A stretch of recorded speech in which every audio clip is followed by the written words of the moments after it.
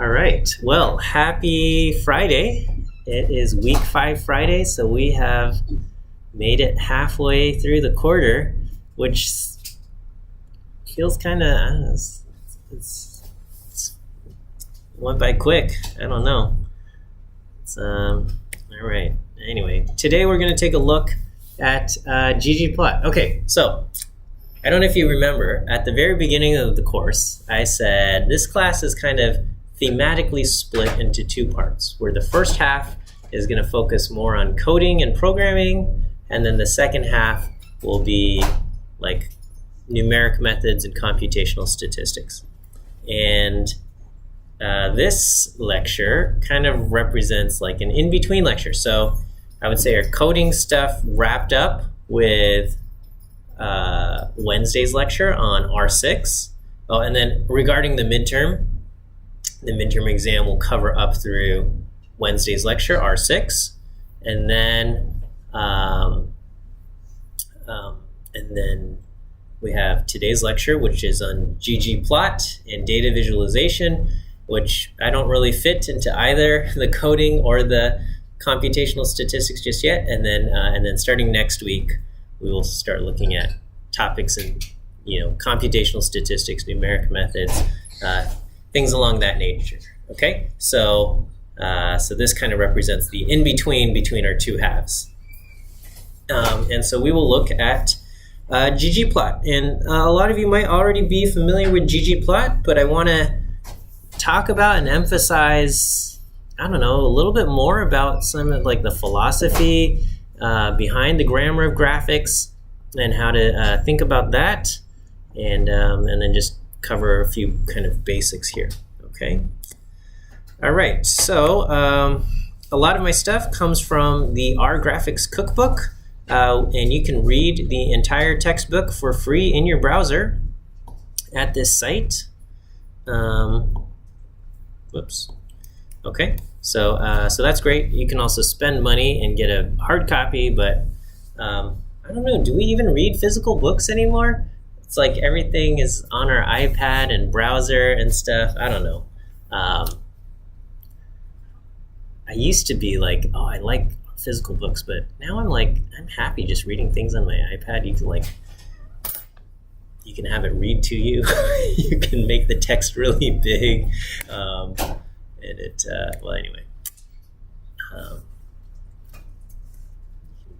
You can read in the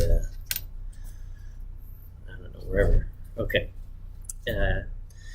All right. Well, so we're going to look at ggplot, and ggplot's created by Hadley Wickham, very kind of prolific, and very grateful for all of his work and contributions. And it's kind of this formalization of what's called the grammar of graphics, a system created by Leland Wilkinson. And this provides, a structured perspective on what data graphics do. I'm a big fan of ggplot, but we also have base graphics in R, and I imagine you've learned some base graphics. And base graphics is still great, and it's kind of very quick. You can kind of just create plots really quickly, and it's great for that. And depending on how your data comes in, you might be able to produce a plot very quickly with base graphics, because ggplot requires your data to be tidy.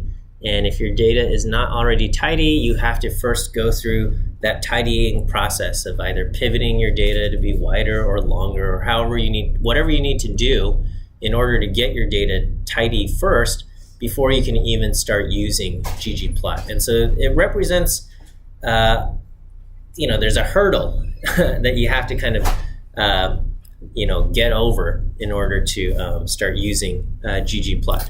But as far as creating a plot that incorporates a whole bunch of different visual aspects of the data into the visualization, I think ggplot is the best. And so anyway, that's what we have.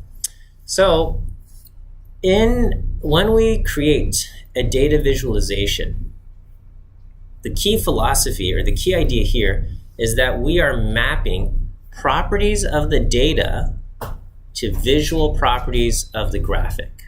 Okay, we're going from properties of our data, so like the variables and that information, to properties of the graphic. So imagine we're making a scatter plot. We have to assume our data is tidy, okay? And if our data is tidy, the properties of our data are the different variables that we have in different columns.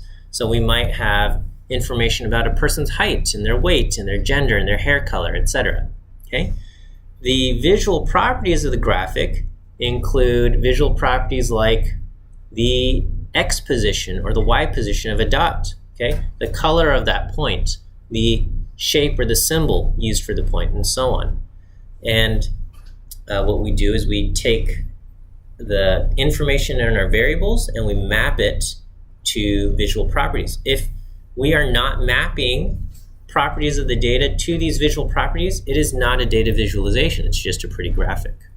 Okay. So here is a fictional data set with fictional people, made-up people. I got 6 made-up people with heights and weights and gender and hair color. Okay. So here's a person, 62 inches tall, weight 120 pounds. Sorry, I was like, gender, female, hair color, brown, okay? Another person, 67, 140 F, black hair, okay? So on and so forth. We have these imaginary people, and we're gonna create a scatter plot to represent this information. So what I will do is I'm going to map the person's height to the X position, the person's weight to the Y position, the gender to color, and their hair color to the shape of the point. And this is what our plot looks like. So that individual who is 62 inches tall and 120 pounds is represented by this point right here. That individual is female, and therefore this person's, or this dot, is this color, like this reddish orange salmon color. And the person had brown hair, so the dot has, or the point has a square shape, okay? The other, who was the next person? 67 inches tall, 140 pounds, okay? That's gonna be this individual, 67, 140, female, and black hair, circle, okay? And so our points get represented visually, like so. The reason why we do data visualizations is because our eyes and our brains are really good at processing visual information. Like, we can pick out patterns visually very quickly, right? This is why we can look up at clouds. From when we're a kid, we can look at clouds and we say, hey, that looks like that, right? We look at the stars and we pick out shapes in the stars and things like that. And you look out anywhere and you can start picking out patterns. And our brains are really good at this. When we look only at numeric values, it's a lot harder for us to identify those kinds of patterns. So let me just go back. If I say, hey, imagine we fit a trend line, okay? Like, imagine fitting a linear regression line to this data, and I ask which point has the largest positive residual, meaning which point is would be the farthest above the trend line. You can look at this and we could identify it, right? Which one is it? If I said which point is the one has the largest positive residual, is going to be high above the trend line, what would you say? It's not a trick question, just somebody. Yeah. The red triangle, right? We would say this one, like if we fit a trend line, this one would be the one that goes above the trend line compared to everything else, right? Yeah, because our brains are able to just visually, we can imagine a line going through this, okay? And we can say, yeah, this one's gonna be the one that's furthest above. The red triangle, the person who has a height of 65 inches and a weight of 160 pounds. That person has this individual has the highest positive residual. Okay? Imagine if I asked you this question, the same question. I said, here's the data. Which individual in my data set has the highest positive residual? Okay? This would be like almost impossible to do just by looking at this, right? When you just look at only the numbers, you have to think like, okay, which number, who has the highest positive? It's way, way, way harder, okay? And that's because we're using different parts of our brain to get information, right? It's actually a miracle that we can get information out of this table in the first place, because what's happening, if you think about like what's happening in your brain is like your eyes see this funny shaped squiggle here, and we like go, oh, this thing represents 6, which represents this concept of like this many values. And it is in, the position over here, which means it's in the tens place. So this represents 6 times 10, and this is like 2 ones, and therefore it's the number 62. And like, so, we're thinking about these things numerically. So it's amazing that we can get these information out of this in the first place, and we can get the values here, but that part of our brain where we like interpret the symbols and we get numbers and things like that isn't as quick at identifying numeric patterns and saying things like, oh, this one's going to be like above the trend line, okay? Like figuring out the trend line based off of this, really hard to do, okay? Versus when you have the data plotted like this, now like visually our brains are able to say like, oh, this is kind of like, we would have a trend line that kind of starts in this corner and goes to this corner. And therefore, if I can imagine that line, and therefore I can see this red triangle is above the line, and we can start to pick out these kinds of patterns because we're using a different aspect of our brain. And that's why we visualize our data, okay, is because we want to be able to reason about the data, and we want to be able to kind of pick out these things that, again, the graphics, the visual parts of our brain are really good at certain things. And so, in your linear regression class, they always say, hey, plot your thing, right? Plot the residuals and see if you identify a pattern to see if any of these things, because if you just have the residuals printed out as numbers, you're not going to be able to identify a pattern. But when you plot them, you're like, oh, heteroscedasticity, right? Or there's a pattern and things like that. And so that's why we visualize them. Okay. So what do I say? All right. So when we look at only the numbers, our brain is not able to quickly reason about them. When we see them represented as points, our brain is able to visually process the information, identify patterns and relationships much more quickly. And so the purpose of the data visualization, there's 2 big aspects. One is we map the properties of the data to the graphic, so we can use the graphic parts of our brain, okay? And then the other important part is to then be able to go from that graphic back to the data, okay? So we have to be able to assist the viewer to map the graphic back to the data. So there's a back and forth translation, okay? So the other part is, okay, if we have this scatter plot, and if I gave you a task and I said, recreate the table, okay? Recreate the table of 6 individuals, and I want to know each person's height and their weight and their hair color and their gender. You can do it, right? You can look at this point right here and you'd say, okay, this person has a height of 72 inches. This person has a weight of 190.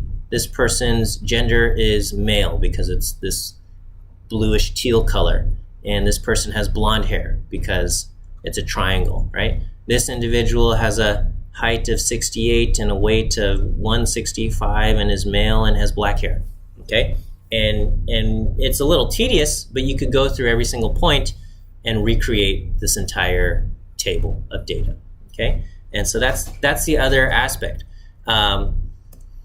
When I imagine like the first scatter plot you created was probably somewhere in like 4th or 5th grade or something, maybe. And when you had like your science fair project and they're like, this is how you make a how to represent the data that you collected for your science experiment or something.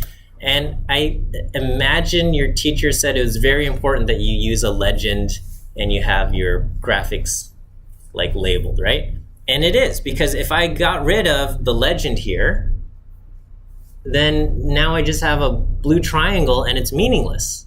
Okay, what does that blue triangle represent? It means nothing to us. We need to have the legend in order to go back to the data space. We need to have the axes labeled in order to say this person is 72 inches tall and 190 pounds. If they are not labeled, it's just a blue triangle and it has no meaning to us. Okay, so here's some of the terminology that we'll just kind of define. So the data, obviously that's what we want to visualize, and it consists of variables, and the variables have to be stored in columns. So again, you have to get your data into tidy form if it's not already in tidy form. The geomes are the geometric objects that we use to represent the data. Here it's been these points, these triangles and circles and squares, but other shapes that we can use, or geometric objects we can use, are things like bars and lines. Certainly there's a whole bunch that ggplot supports, but probably the most important ones would be the points, bars, and lines. The aesthetic attributes are the visual properties of the geometric objects, such as the X and Y position of the point, or the color of the line, or the shape of the point, things like that.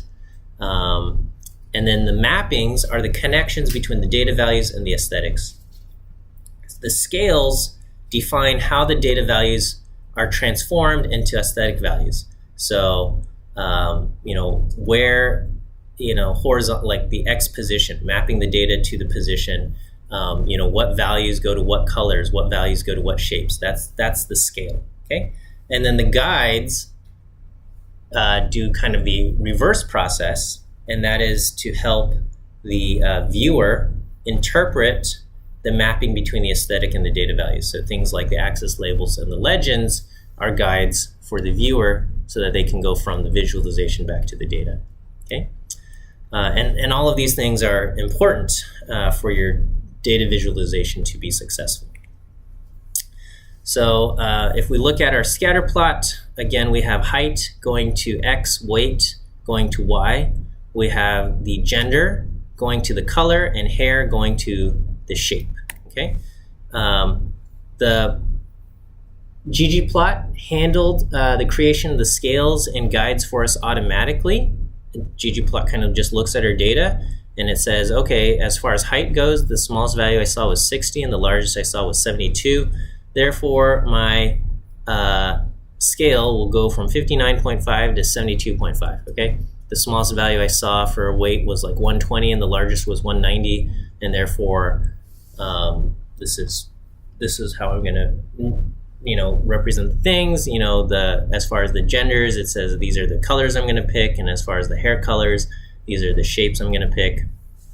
All right, obviously this is just a small data set of 6 individuals, so not a large range of anything here. Okay. And then the guides regarding the legends and the axis labels and stuff, those were also all automatically created by ggplot. Let's talk about these aesthetic mappings. Here we took height and weight. Those are numeric, so we put them on the X and Y axis.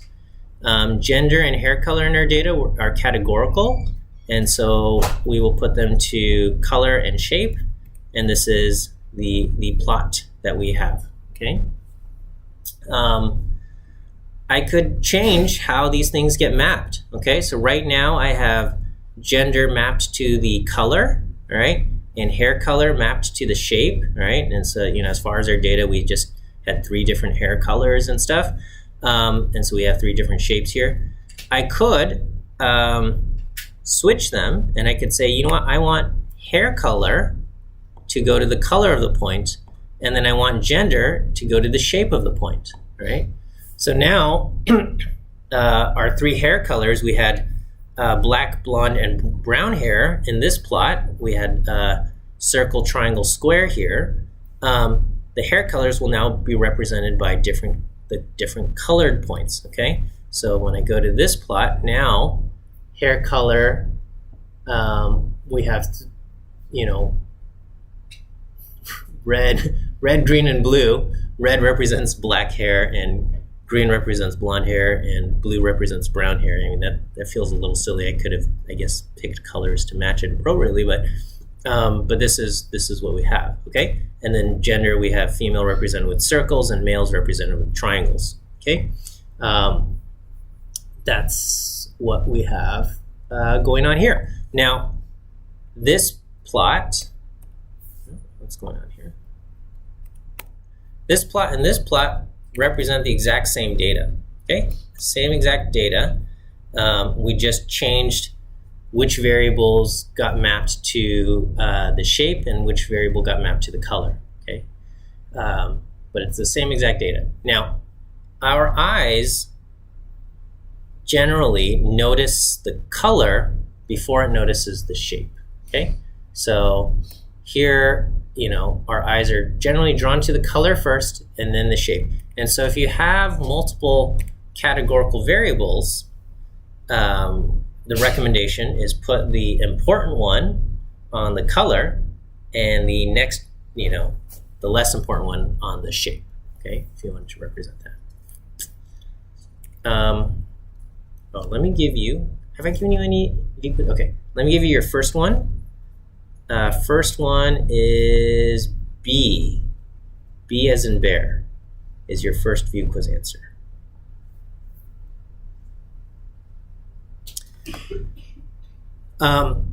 Okay, what if I said we're going to take the categorical variable hair color and we're going to put it on the y-axis, okay? So we used to have weight, a numeric variable on the y-axis, but now I'm going to put hair color, categorical variable, on the y-axis. And then I'm going to take weight, which is numeric, and I'm going to map it to the color of the point. Is this possible? Is this going to produce errors, or what will happen if we try to do this?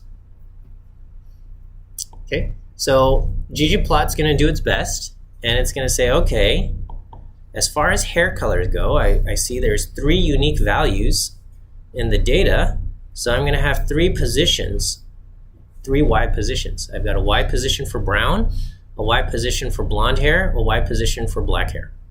And dots that are in this Y position are people who have brown hair. Dots that are in this position are people who have blonde hair, and so on and so forth, okay?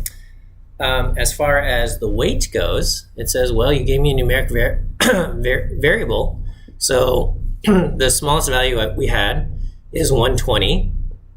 The largest value is 190, and so it picks a gradient scale, and 120 will get represented with kind of dark blue, and then 190 will be represented with, I guess, bright blue, and that's what we have.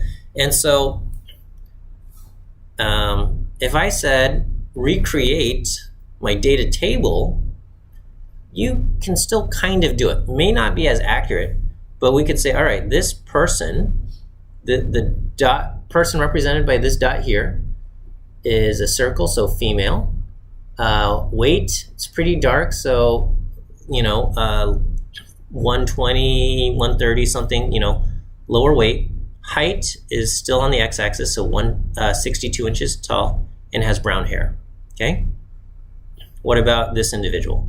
This individual has a height of 68 inches, is male because of triangle, has black hair because it's in this Y position, and as far as weight goes, I have to kind of guess, I don't know, 160, okay, 170, 150, I don't know, something around there, okay, we have to kind of guess. So our weight numbers probably won't be as accurate, but we can still kind of get back the data set by looking at each point and asking what are the values that it corresponds to. So same data, even though it looks wildly different from here. So I guess that individual so that person has a weight of 165, okay? And again, a little bit harder to tell, but we can still get something kind of close. And with the weight values just being a little bit tough to tell because it's tough. Our eyes aren't so good at depicting different shades of color, right? So Um, and I think there's been studies, and I guess like depending on like the cones and rods in your eyes, like different people have different abilities to distinguish different shades and stuff. So some people can, so usually like artists have like really good ability to distinguish like subtle shade differences, and other people are just like, yeah, it's all red. Okay. All right, so anyway, ggplot does its best. And so, on the surface, representing a number with a y-coordinate might feel very different from representing a number with the color of a point or something. But at an abstract level, it's the same idea. We are going from a property of the data to a visual attribute. Okay. Some of the aesthetic attributes work only with categorical variables, such as the shape of a point, triangle, circle, square. That's only going to work for a categorical variable. Okay. Other things work with categorical or continuous numeric variables, such as the x position or the y position. Even color, as we saw, you can have a gradient to represent kind of different values numerically. For things like bar graphs, we often put categorical values on the x-axis.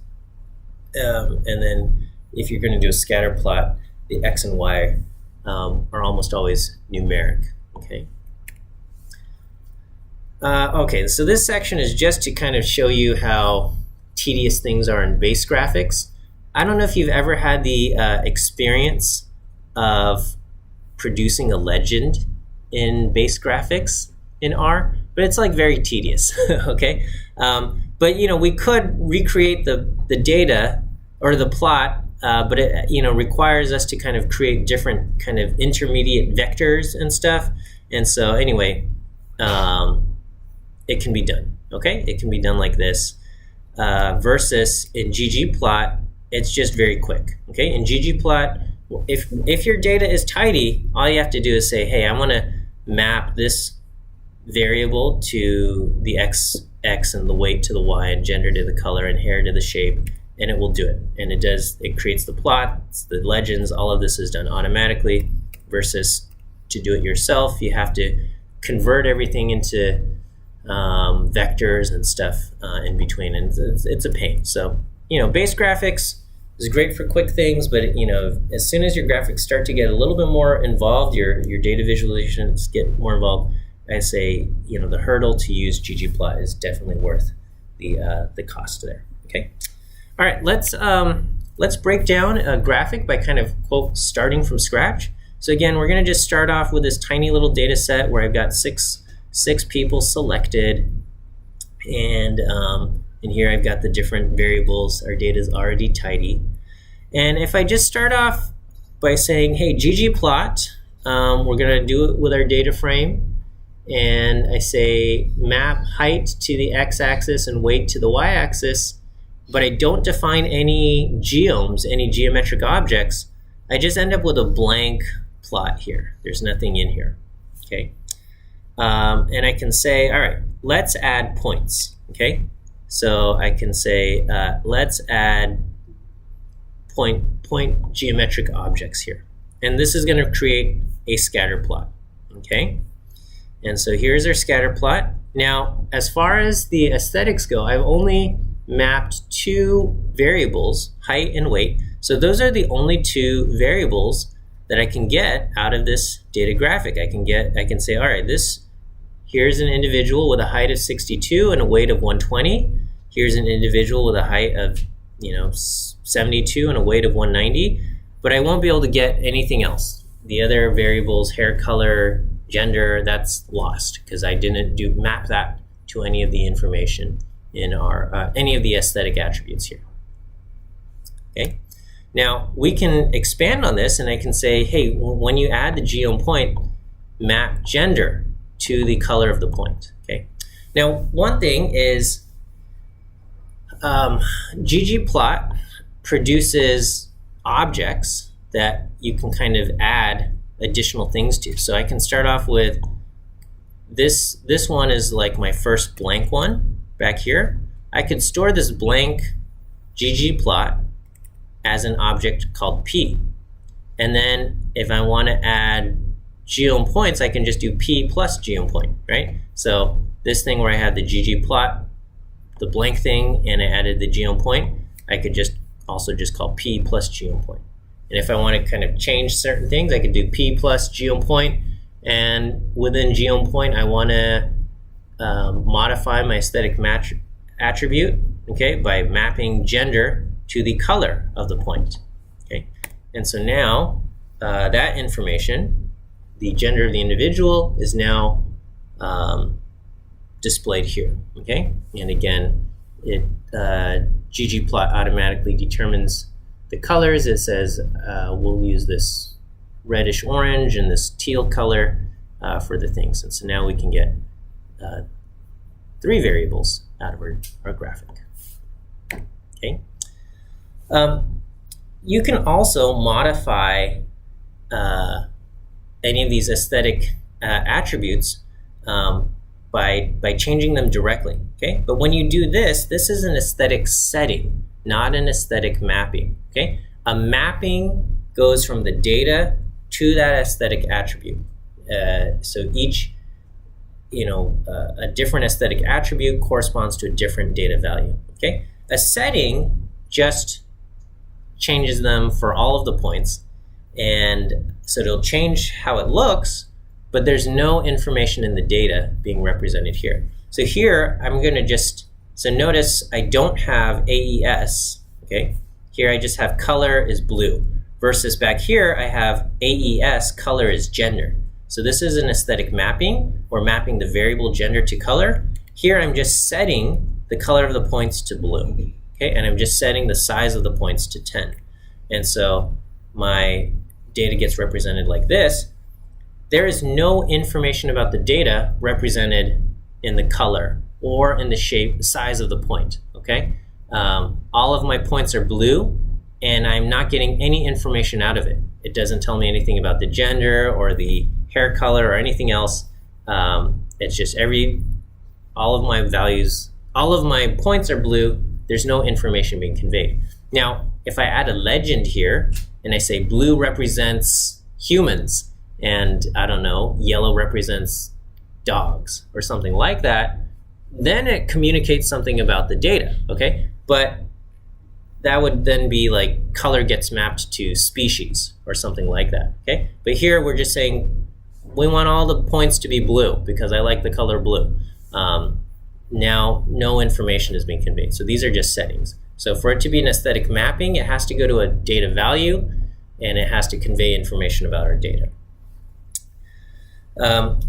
Other things we can do is we could change like the X scale, okay? So you can say scale X continuous and my limits are gonna be this and that, and there you go, okay? Now the X limits go from 60 to 100, so I don't know how useful that is. 100 inches is like 8'4" or something. I don't know, maybe, I don't know what the tallest person is. All of these things, like if you want to do a log scale or whatever, go to the ggplot documentation. So you can do, if you type in ggplot, your first hit will be the documentation. There is a cheat sheet, which is very handy, and this will have like a lot of the different geoms that you could use, and then also a lot of the different kinds of scales and things that you can kind of change, okay? You can always kind of, go to the reference and look for different things, okay, regarding scales, and so you can, I don't know, do like X, Y log and X continuous and things like that. And then, of course, you can always just type in and do just like, I want to do log on x-axis, right? And, you'll probably hit entries on Stack Overflow and things like that. And honestly, like ChatGPT is pretty good. You can ask ChatGPT, like in ggplot, how do I change the scale to log? Okay, things like that. It's pretty good as far as like helping you identify which function to use. So ggplot, very powerful. There's just so many kind of settings and things that you can use. So the cheat sheet's very a handy reference. Nobody has any of these things all memorized, so it's just use whatever kind of reference things are available. But certainly there's lots that you can do, and you just have to be able to think about these things. Okay, other things you can change. So like what color is used to represent what gender and whatever, that is also a scale. Okay, now the default is ggplot says I'm going to use this salmon color and this teal color if you've got two categories, and I'm going to use red, blue, and green for 3 and things like that. You can manually set these yourself. So here, if I don't like the default colors, I can say, hey, I want to change the colors manually, scale color manual, and then you specify the colors you want, orange and forest green, and there you go. All right, and there's a bunch of like colors that are named, and I forget the names of the colors. You can look up like named colors in ggplot, and you'll get like, there's a list, and they have things like, I don't know, Dodger blue, and I don't know, whatever. There's things. Okay, the default is the coloring is like you get this gray grid with like white lines, and depending on your projector, like maybe you can see it, maybe you can't, and certainly if you try to print it, it's like hard, and this uses up a lot of ink. So you can also change the themes, and you can do like theme_BW, and this will give you like a black and white theme. There's other themes in ggplot. They have some things here. You have theme BW, theme gray and dark and minimal and line draw and light and classic, and you can also set some of the other ones there. Okay. One thing to note is ggplot will, like if you run it inside a script or a loop and you produce plots, it's not going to print them. It creates your objects, the plot object, but it doesn't necessarily produce it in the graphics window or something like that. And so if you want to do that, you can call print on the object, and it will cause the graphic to show up. And then there's other things within ggplot, and you have these stats functions. Okay, so things like stat count and stat bin and things like that. If you think about, say, making a histogram, okay, and you think about like tidy data, right? When you create a histogram, on the x-axis you have like these numeric bins, and the y-axis represents like the count of observations within that bin. That's not part of your original data. Your original data is really just like this numeric value and stuff. And so in order to create a histogram, like these intermediate stats have to be calculated. You got to like bin them, you got to count them up. And so you have functions that will help you calculate some of these intermediate stats. Now, histogram is such a common thing that they have a geom histogram, so you can produce a histogram directly. But if you think about like there's like data processing, right, that has to happen to go from a raw data table into a histogram. And sometimes you need to do stuff like that, like calculate these intermediate stats to add them, right? Like maybe you want to draw a line at where the third quartile is. Okay, you can use stats to do that. Okay. I've only given you one answer so far. Okay, let me give you your second answer. Second answer is E. E as in elephant. E. All right, let's talk about some of the different geomes here. There's a whole bunch of different geomes, and again, in the cheat sheet, you got all of these different things that you can look at. I'm just going to look at what I consider to be the three most important ones: the points, the lines, and the columns. Okay, columns are basically bars. And then other ones that are handy are like the histograms and box plots, but we'll look at just points, lines, and columns, and we've got to kind of go through these quickly, and you'll have to kind of go through this on your own time. We've seen a lot of like the point stuff here already.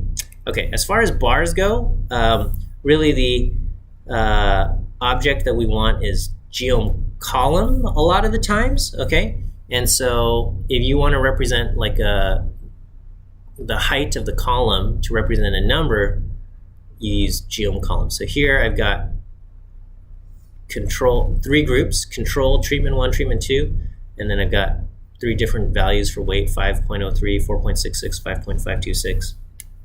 And so here I'll say on the x-axis we'll put the group, and so we have control, treatment 1, treatment 2. And then on the y-axis we put the weight, and so the height of the bar, this is a height of, what was that, 5.03, and this has a height of 4.6 and 5.5, whatever. All right, so this represents that, okay?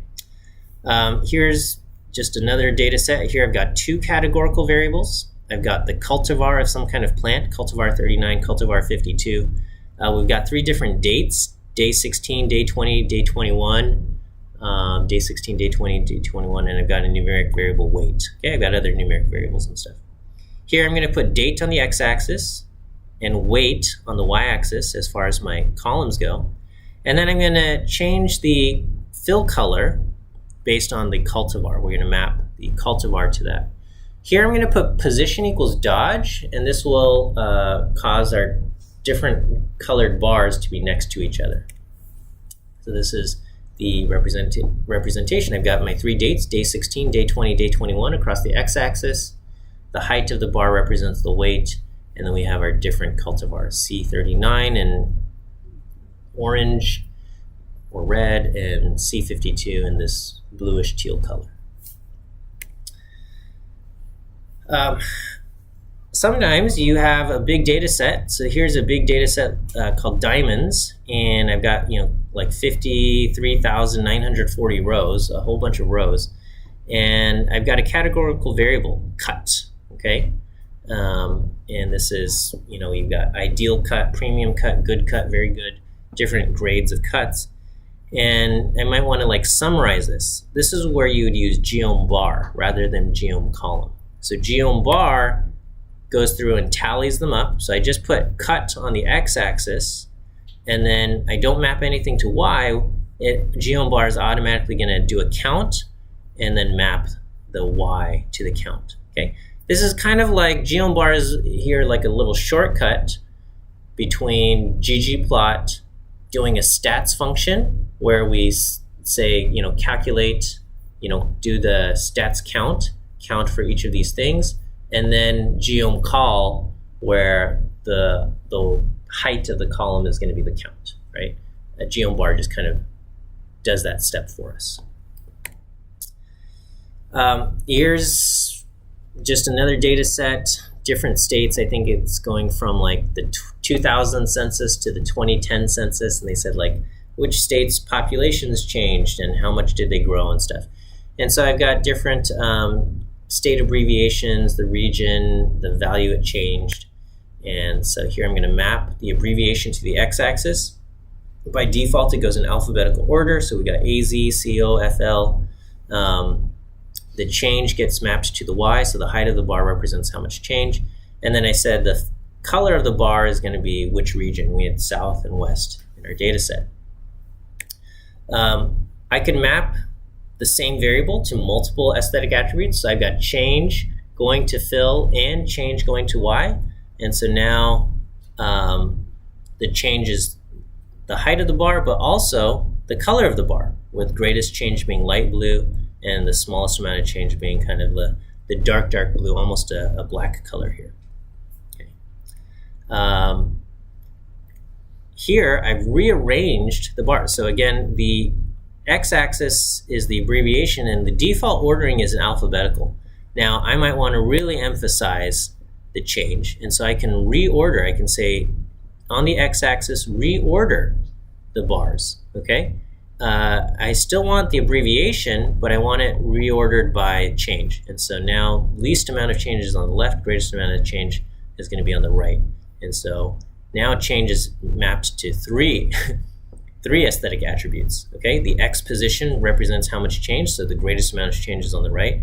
The height of the bar represents the change, and then the color of the bar also shows us the change. So we're really emphasizing this aspect, and this also kind of really points out like how much greater the change in Nevada's population is compared to everybody else.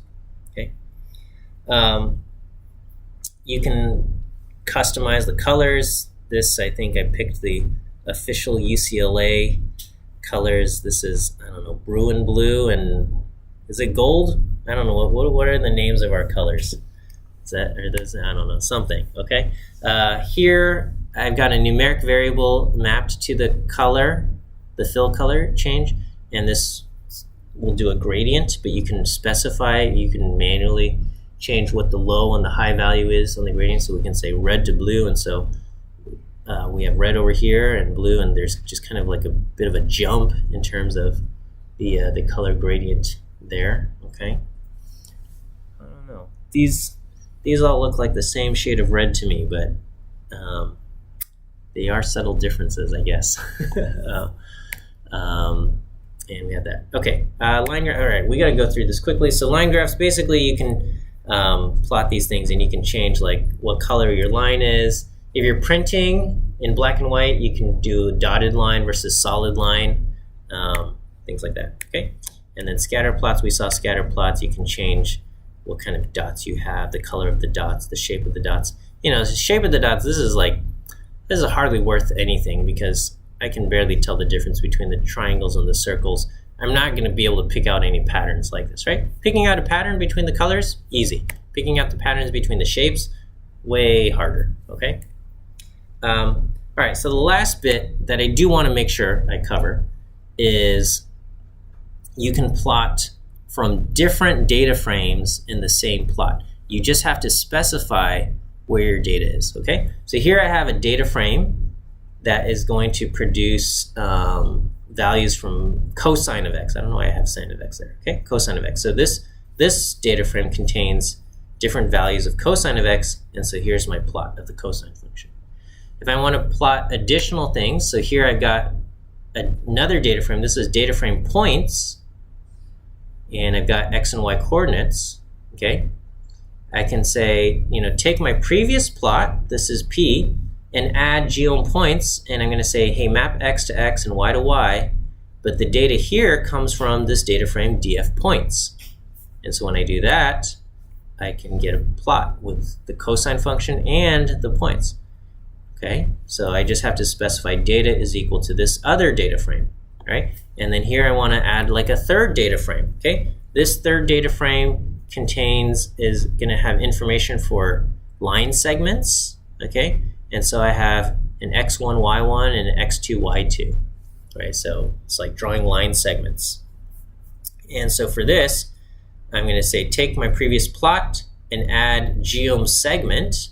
And in geom segment, I've got x and y, and that's going to be my x1, y1, and the x end and y end, and that's going to be x2 and y2. And again, I specified the data comes from a different data frame, df segments. And so there I'm plotting things from 3 different data frames, and each data frame gets its own separate kind of geometric object there, okay? And that's that. Okay, the third view quiz answer today is the letter D. D as in dog is our third view quiz answer. And that will be it. Have a great weekend, and we'll see you next week.